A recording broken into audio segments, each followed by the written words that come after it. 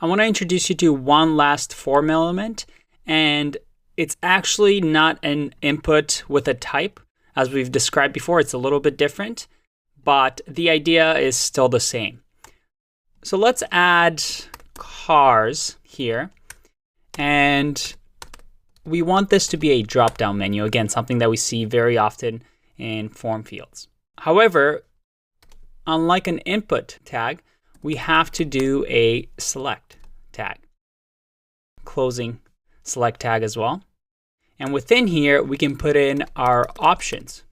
So the option will be, we'll have a value of Volvo, and we'll say Volvo because we want that actually printed to the screen. And again, we have to close that tag. We'll add Audi, and we'll close that tag as well. And we can keep adding them, but for now, just 2 is fine. If I save this and I refresh, we have cars. Let's add a break here, just so it looks nicer. There you go. And here, now we have a drop-down menu.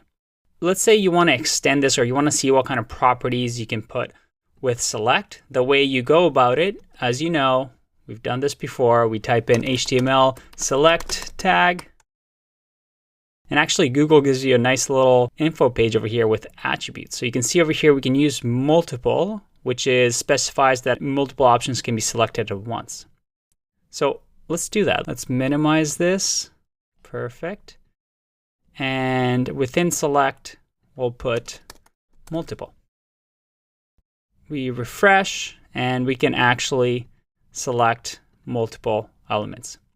But that doesn't look that pretty, so I'm going to take that out and refresh. I actually realized that we forgot one important input type, so I'm going to throw it in there as a bonus. And as you know, with any registration form, we want a password. So let's add that right after the email. We'll do input type, and yes, there's a password type that we can add. And this password type will have another attribute that's kind of cool, and that is min, which is the minimum characters that a password needs.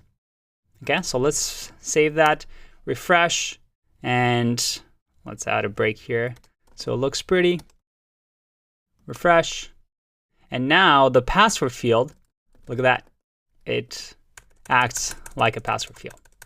All right, let's submit this form and see what happens.